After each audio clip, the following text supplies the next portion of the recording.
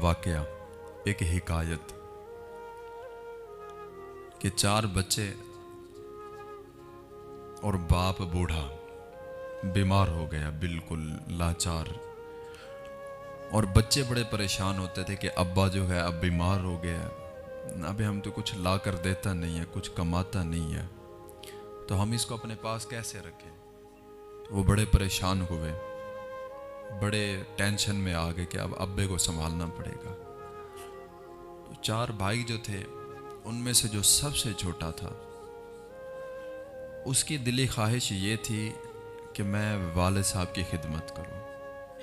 और बड़े 3 जो थे, उनकी ख्वाहिश ये थी कि अब्बा किसी तरीके इस दुनिया से चला जाए और इसकी ज़मीन, इसके हिस्से में जो माल और दौलत है वो हमें मिल जाए। तो फिर वो 4 भाई जो थे, उन्होंने आपस में बैठ के मशवरा किया कि भाई देखो, बात यह है कि अब्बा बिल्कुल अब लास्ट स्टेज पे है।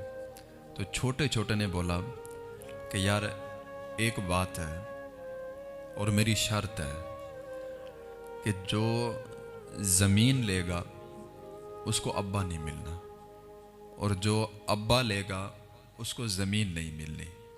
तो बड़े 3 जो थे वो तो पहले ही यही चाहते थे। उन्होंने कहा ठीक है शहजादे, अब्बे को तू रख ले और ज़मीन हमें दे दे। तो फिर ऐसा ही हुआ। छोटे छोटे भाई ने अब्बा को संभाल लिया, जो बीमार था, कमज़ोर था, बिल्कुल लाचार हो चुका। और बड़े 3 जो थे, उन्होंने जनाब मालो दौलत ले लिया, आपस में तकसीम किया। 1 साल, 2 साल, 3 साल वो हंसी खुशी ज़िंदगी गुजारते रहे। और उधर वो चौथे नंबर पे जो सबसे छोटा बच्चा था, उसने बाप की खिदमत करनी करनी, रात दिन बाप की खिदमत कर रहा है, खाने पिलाने को कुछ भी नहीं, लेकिन फिर भी खिदमत करता है, हर अच्छे बुरे की तमीज़ रखता है और अपने वालिद साहब की खिदमत करता है, उसका ख्याल करता है। तो जब भी वो अपने वालिद साहब की खिदमत करता तो बाप उसके पीछे ऐसे थापी मारता और कहता कि जा पुत्र, तेनू सत्ते ही खैरा हूँ। जब भी वो खिदमत करता वो ऐसे ही आगे से दुआ देता। तो ऐसे कि वो गुर्बत की हालत में अपने वालिद साहब की खिदमत करता रहा। खिदमत करते करते उसका वालिद जो है इस दुनिया फ़ानी से रुखसत हो गया। उसके बाद उसकी दुनिया वीरान हो गई। बच्चे भी थे, उसकी बीवी भी थी, सब कुछ था, लेकिन उसकी दुनिया उसके अब्बा के साथ जो है वो आबाद थी, वो वीरान हो गई। तो फिर एक दिन वो सोया हुआ, ख्वाब में एक बुजुर्ग की ज़ियारत हुई। उस बच्चे को जिसने अपने वालिद का जितना हो सकता था ख्याल किया और उसकी खिदमत की। क्या देखता है कि ख्वाब में एक बुजुर्ग है, सफ़ेद पोशाक पहने हुए, और बोला कि बेटा फलां दरख्त के नीचे ना 5 दिनार पड़े हुए हैं, वो उठा ले। तो वो बच्चा जो था वो पहले हलाल और हराम की बड़ी तमीज़ रखता था। तो उसने पूछा कि बाबा जी ज़रा ये बताएं, वो जो 5 दिनार आप मुझे बता रहे हैं कि उनमें बरकत है? तो बुज़ुर्गों ने बोला बरकत नहीं है। तो वो लड़का उठाने नहीं गया। फिर अगले दिन फिर ख्वाब में ज़ियारत हुई, बुज़ुर्ग आए और बोला कि बेटा दरख्त के नीचे फ़लाँ जगह 3 दिनार पड़े हुए, जाके उठा ले। उसने पूछा कि भाई उसमें बरकत है? तो वो बुज़ुर्ग कहने लगे बरकत नहीं है। वो बच्चा फिर उठाने नहीं गया। तीसरी बार फिर ज़ियारत हुई, फिर बुज़ुर्गों ने बोला कि बच्चे फ़लाँ दरख्त के नीचे 1 दिनार पड़ा हुआ है, वो जाके उठा लें। तो उसने पूछा कि उसमें बरकत है? वो बाबा जी कहने लगे हाँ उसमें बरकत है। फिर वो बच्चा जो था वो सुबह उठा, बेऐन ही उसी दरख्त के नीचे उसी जगह पर जाकर ज़मीन ज़रा सी खोदी तो अंदर से 1 दिनार निकला। उसने वो दिनार उठा लिया। वो दिनार उठाने के बाद वो वापस घर को आ रहा है। कौन? जिसने बाप की खिदमत की।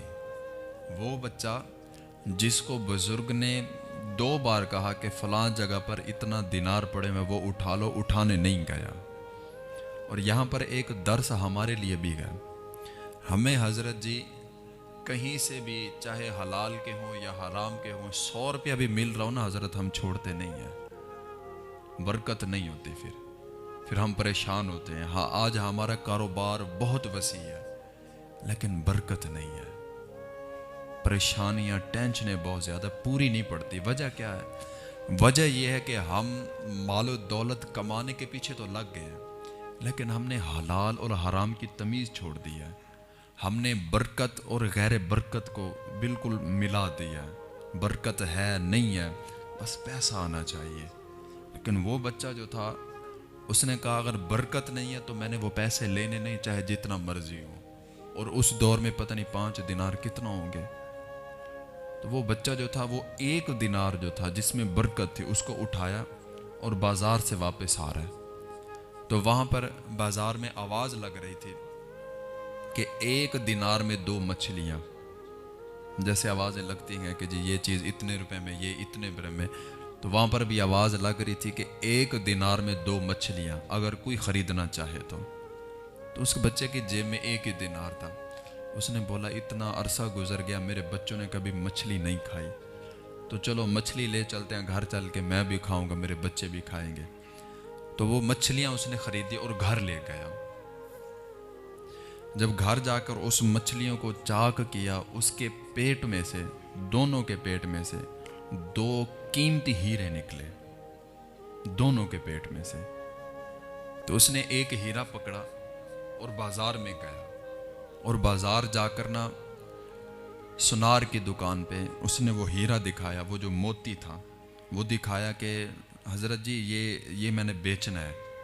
اور وہ بھلا دور تھا، اچھے لوگ تھے اور ایماندار تھے، ہمارے جیسے نہیں تھے کہ حضرت کوئی اگر بھولا بھالا بندہ آ جائے تو ہم سرکار اس کو لوٹ لیتے ہیں، وہ اس طرح کا دور نہیں تھا۔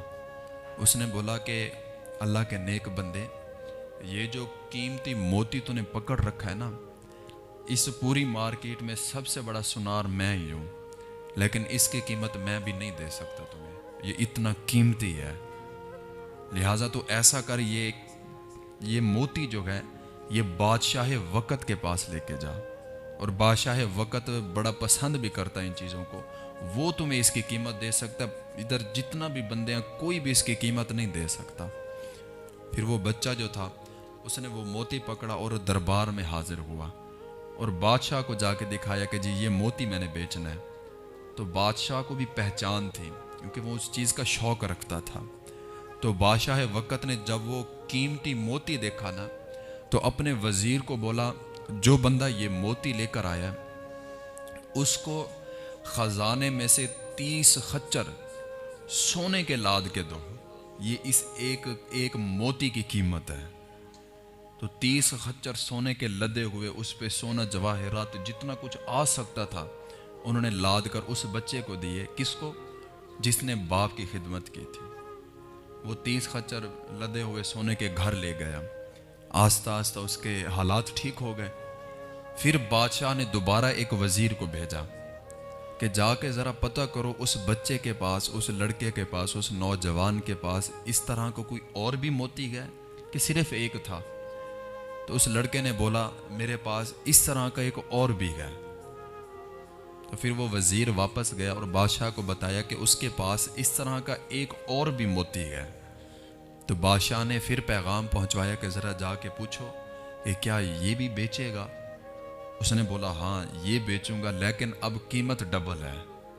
پہلے تو مجھے پتہ نہیں تھا کہ یہ کتنا قیمتی موتی ہے، لیکن اب مجھے پتہ چل چکا ہے اس کی قیمت کتنا ہے، تو اب قیمت ڈبل ہوگی۔ تو بادشاہ وقت نے کہا ٹھیک ہے۔ پہلے 30 خچر تھے، دوسری مرتبہ جب اس نے دوسرا موتی بیچا تو پھر 60 خچر۔ تو پھر دوسرے موتی کی قیمت جو اس کو ملی وہ کیا تھی کہ 60 خچر سونے کے لاد کر اس کو دیے گئے دوسرے موتی کے بدلہ میں۔ تو وہ 90 خچر ٹوٹل اس کے پاس ہوئے، اور وہ سارا سونا اپنے پاس لے کر گیا اور اس کی زندگی اچھی گزرنے لگی۔ اور اس کے دوسرے بھائی جنہوں نے ابا کی خدمت کرنے سے انکار کیا تھا اور مال و دولت جو اس وقت تھا اس کو پیارا کیا اور اس کو لے اڑے، ہوا کیا کہ جنہوں نے باپ کو چھوڑ دیا تھا ان کی دولت، ان کا پیسہ، ان کی زمین جائیداد 1 سال 2 سال اس کے بعد ختم ہو گئی، لیکن وہ جو بچہ جس نے باپ کی خدمت کی، جس نے غربت کاٹی، جس نے باپ کی عظمت کو سمجھا کہ باپ زندگی میں صرف ایک بار آتا ہے، یہ بار بار نہیں آتا، تو باپ کی جب بھی خدمت کرتا باپ ہاتھ مارتا ہے ایسے اوپر اور کہتا جا پتر تجھے ستّے خیر ہو۔ تو وہ باپ کی دعا تھی کہ تاریخ میں لکھا ہوا ملتا ہے وہ نوجوان جس نے باپ کی خدمت کی تھی، اس وقت میں بادشاہ وقت کے بعد سب سے امیر ترین بندہ وہ بچہ تھا جو باپ کی خدمت کرتا رہا، جس نے باپ کی خدمت کی۔ تو حضرت ذرا ماں باپ کے ساتھ بیٹھ کے تو دیکھو، ذرا ان کی خدمت کر کے تو دیکھو، پھر دیکھو رب تعالیٰ ہمارے اوپر کتنا مہربانیاں فرماتا ہے۔